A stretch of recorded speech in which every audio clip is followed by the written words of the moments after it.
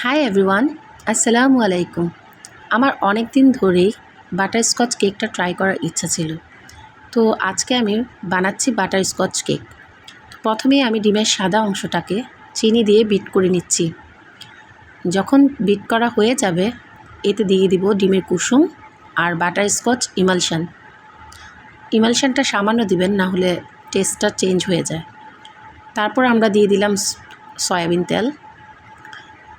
তেল দিয়ে বেশি বিট করা যাবে না, 10 সেকেন্ডের মতো বিট করে তারপর আমি শুকনো উপকরণগুলো মিশিয়ে দিচ্ছি। আর আমি কি দিচ্ছি সব ইনগ্রিডিয়েন্টসগুলো আমি ডেসক্রিপশন বক্সে দিয়ে দিয়েছি, আপনারা দেখে নেবেন। যদিও আমি এখানে দেখাচ্ছি আমি খুব তাড়াতাড়ি করছি, কিন্তু বিটটা আস্তে আস্তে করে মেশাতে হবে বেটারটা, না হলে বাবলস ক্রিয়েট হয়ে যাবে। তারপর আমি মোল্ডে ঢেলে একটি কাঠির সাহায্যে সব বাবলসগুলো বের করে ফেলছি। বাবলসগুলো বের হয়ে গেলে আমি ট্যাপ করে নিয়ে ওভেনে দিয়ে দিলাম 170 ডিগ্রি সেলসিয়াসে 40 মিনিটের জন্য। এবার আমি ক্যারামেল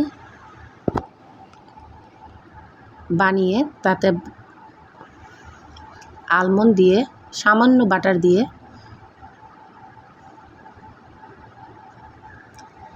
বাদামটা রেডি করে নিব। বাদামটাকে আমরা পাটার মধ্যে গুঁড়ো করে নেব। এদিকে আমার কেকটা হয়ে গিয়েছে, কেকটা ডিমোল্ড করে নিচ্ছি। আর আপনারা বাদামটা যখন গুঁড়া করবেন ব্লেন্ডারে করবেন না, তাহলে লেগে যাওয়ার সম্ভাবনা থাকে, তাই পাটার মধ্যে আস্তে আস্তে করে নিলে ভালো।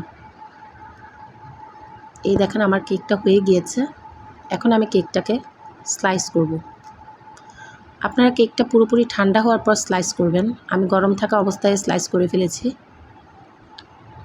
কারণ আমার ধৈর্য কম। এবার আমি ক্যারামেল সসটা বানাবো, এই জন্য আমি চিনি নিয়ে নিচ্ছি। এই দেখেন আমার কেকটা কতটা সফট হয়েছে। চিনিতে আমি হুইপড ক্রিম দিয়ে দিলাম। এবার নাড়তে থাকতে হবে, আর চুলাটা থাকবে মিডিয়াম। বেশি হাই হিটে দিলে ক্যারামেলটা পুড়ে যাবে। এবার এই ক্যারামেলে আমি অ্যাড করব বাটার, একটা সিল্কি টেক্সচার আসবে।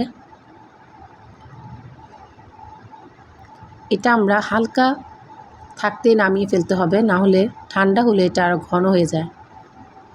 সসটাকে আমরা ভালোভাবে নেড়ে একটা বাটিতে নিয়ে নেব।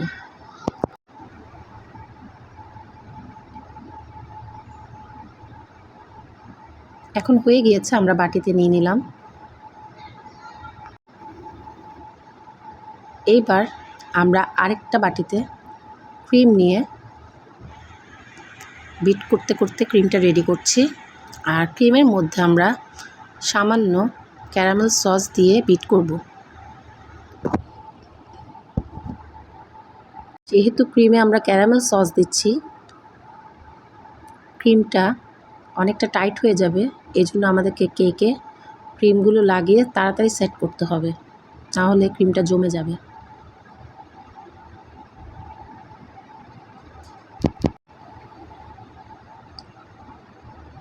এইবার আমরা ক্রিম লাগাবো। তো প্রথমে আমি দিয়ে দিচ্ছি দুধ। আপনারা চাইলে সুগার সিরাপ দিতে পারেন, কিন্তু আমার কাছে সুগার সিরাপটা ভালো লাগে না, তাই আমি সবসময় দুধই ইউজ করি। তো প্রথমে ক্রিমটা দিয়ে দিচ্ছি।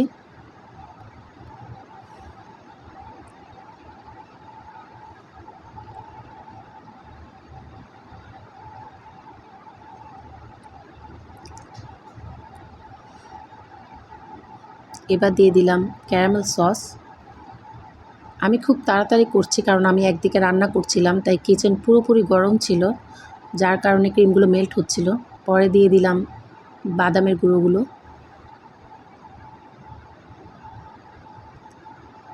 তারপর ক্রিমটাকে আমি সেট করে ফ্রিজে রেখে দিয়েছিলাম প্রায় 10 মিনিট। 10 মিনিট পর এবার আমি ক্যারামেল সস দিয়ে কেকের উপরটা ডেকোরেশন করে নিচ্ছি। কেক সাধারণত তেমন ডেকোরেশন করা লাগে না, আমি জাস্ট সিম্পল ডেকোরেশন করছি। দেখুন আমার ক্রিমগুলো গলে যাচ্ছে, এতটাই গরম পড়েছে, প্লাস কিচেনে অনেক গরম। আর হ্যাঁ, আমি বলতে ভুলে গিয়েছিলাম, ক্যারামেল সস আর ওই যে নাটটাতে আপনারা সামান্য লবণ মিক্স করবেন, তাতে একটু সল্টি ফ্লেভার হবে। এবার আমি কেকটা কেটে আপনাদেরকে দেখাচ্ছি। কেকটা একদিন ফ্রিজে রাখলে টেস্ট আরও ভালো আসে, কিন্তু আমি 1 ঘন্টা পরেই খেয়ে ফেলতেছি।